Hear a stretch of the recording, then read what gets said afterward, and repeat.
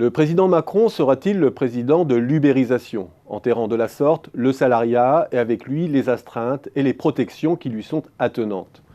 C'est un procès qui lui est fait de façon récurrente, basé d'abord sur son abord optimiste de la transformation numérique de nos économies, qu'il considère comme une opportunité et qui ouvre des possibilités de reconversion dans les bassins d'emploi sinistrés. Basé aussi sur sa conception souple du droit du travail, dont les principaux paramètres pourraient être négociés au niveau de l'entreprise, permettant de la sorte du sur-mesure au cas par cas.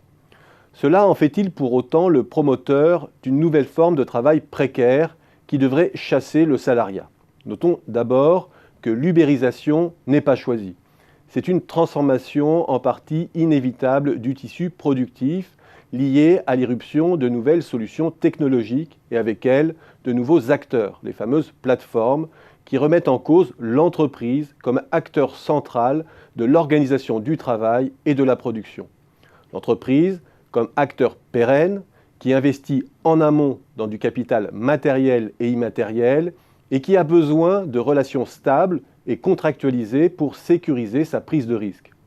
La plateforme, c'est tout autre chose. C'est un acteur qui met en vis-à-vis les prestataires et les utilisateurs, les rapproche et mobilise du capital déjà installé, des savoir-faire disponibles.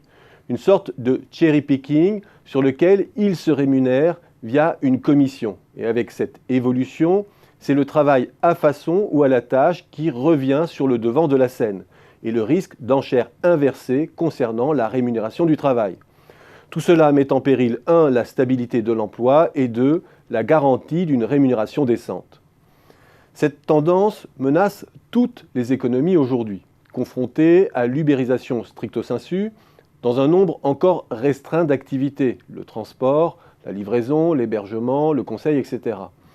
Mais elle déborde en fait bien au-delà, car partout, la pression à plus d'agilité entraîne le développement des formes intermittentes de travail. Il y a les CDD courts, le freelance, le temps partiel court, l'intérim, l'auto-entrepreneuriat, les contrats 0 heure, etc. Et le gros risque de tout cela, c'est que l'entreprise, acteur responsable socialement, conçu pour accumuler du capital humain et participer à la production et au financement de biens collectifs, se fasse évincer par des acteurs purement opportunistes, puisant dans le capital formation déjà accumulé sans participer à son financement. Qu'il désocialise aussi les individus et qu'il mine en définitive les moteurs de la productivité et de la croissance.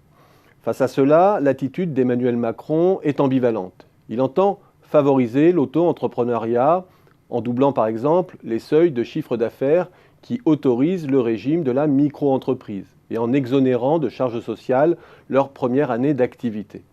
Et à travers l'auto-entrepreneuriat, c'est bien un travail intermittent de prestataire qui est favorisé, régi par le droit commercial.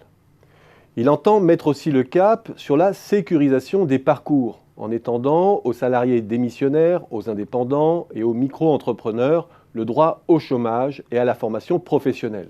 Un droit à la formation professionnelle dont l'individualisation serait encore renforcée.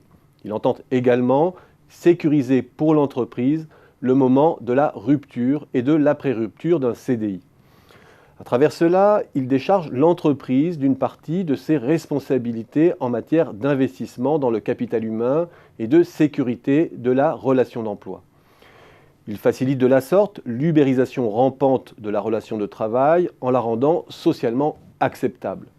Et ce faisant, il réduit la concurrence déloyale entre les entreprises et les plateformes, laissant plus de chances de survie au business model des premières.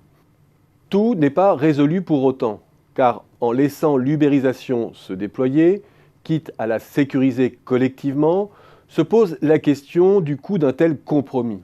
Or, la flexicurité est coûteuse. À laisser proliférer les formes dépréciées de travail, le risque est de voir l'assiette fiscale se réduire.